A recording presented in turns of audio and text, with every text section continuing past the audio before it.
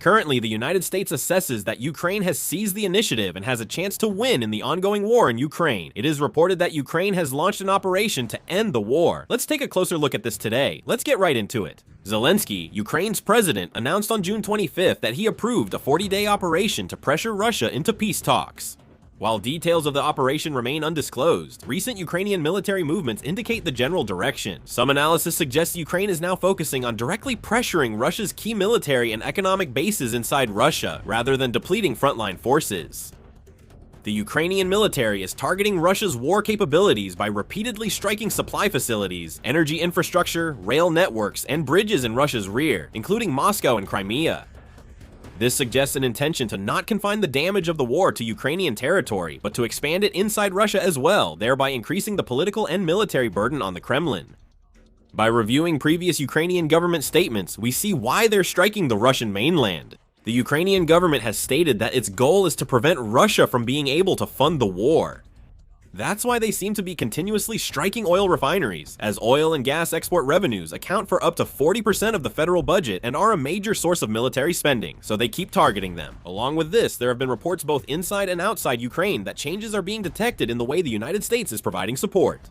Ukrainian local media reported that President Donald Trump unofficially urged President Zelensky to act more boldly against Russia.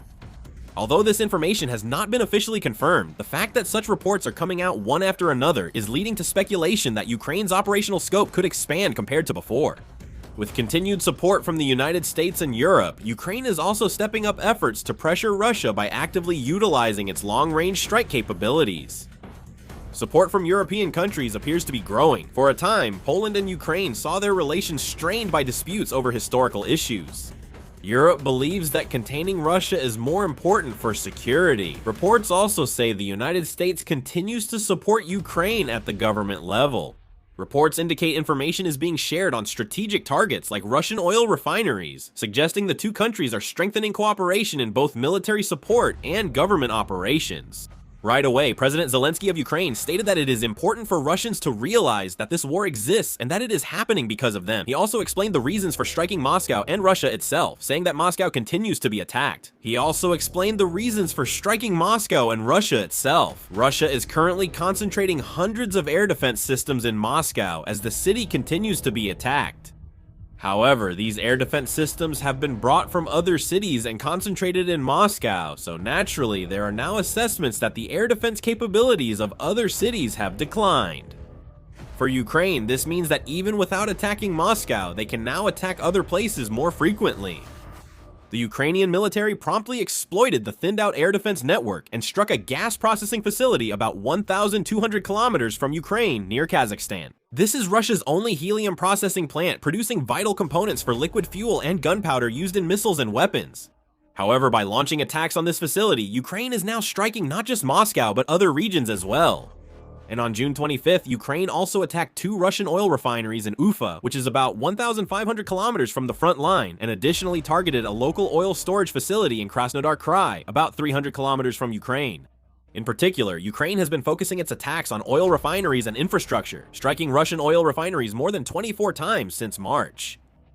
Currently, many areas in Russia face a severe fuel shortage.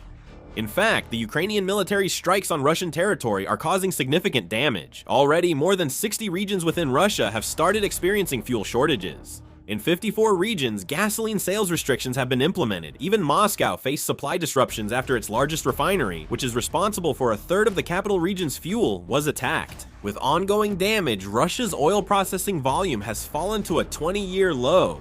Gasoline production has decreased by about 25%. Currently, the operating refineries are producing 85,000 tons of gasoline per day, but the summer demand within Russia is about 111,000 tons per day. So there is a shortage of about 25,000 tons every day. This is still uncertain since the Ukrainian military keeps targeting refineries, making future shortages unpredictable.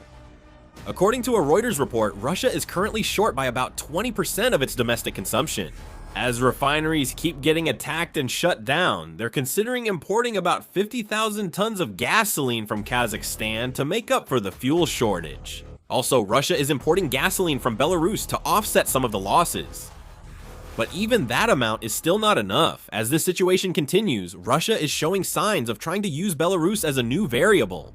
The Wall Street Journal, citing current and former Russian and European officials, reported that since the beginning of this year, Russia has been continuously asking Belarus to open a new front targeting Ukraine. Analysts say that Russia believes it is difficult to effectively disperse the Ukrainian forces with the current front alone, and plans to use Belarus to put military pressure on northern Ukraine as well.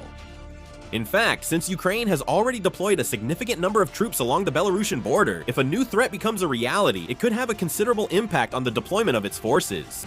According to reports, the roles that Russia is planning are quite diverse.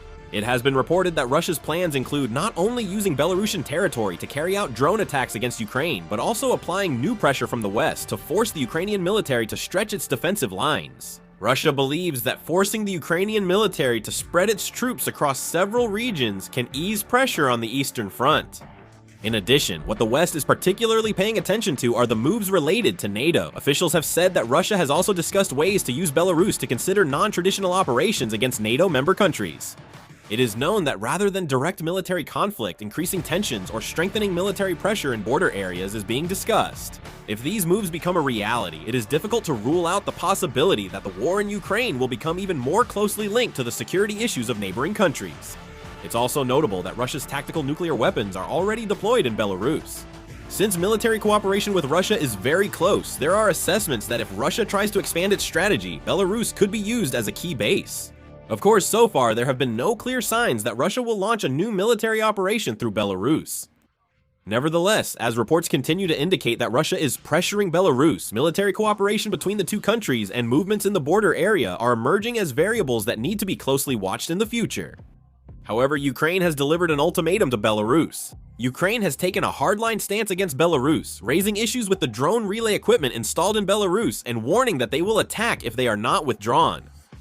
However, in response, Belarus backed down and showed that it has no intention of going to war with Ukraine. As a result, all of Russia's plans have fallen apart. The next 40 days could be a crucial period that determines the direction of this war. Depending on the success of the influence operation approved by President Zelensky, both the momentum of the war and diplomatic trends could shift. If Ukraine's planned attacks continue and cause additional damage to Russia's key facilities, Russia may be forced to revise its existing defensive strategies.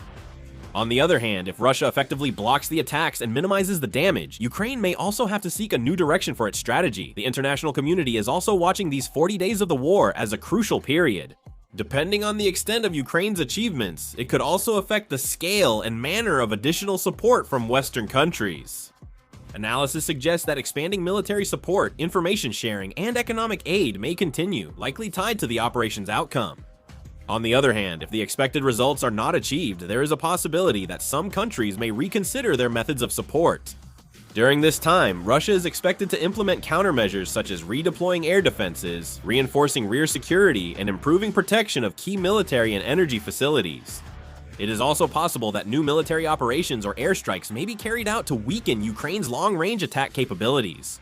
Since both sides are likely to try to weaken each other's war capabilities as much as possible during this period, there are predictions that the situation on the battlefield could change even more rapidly than before.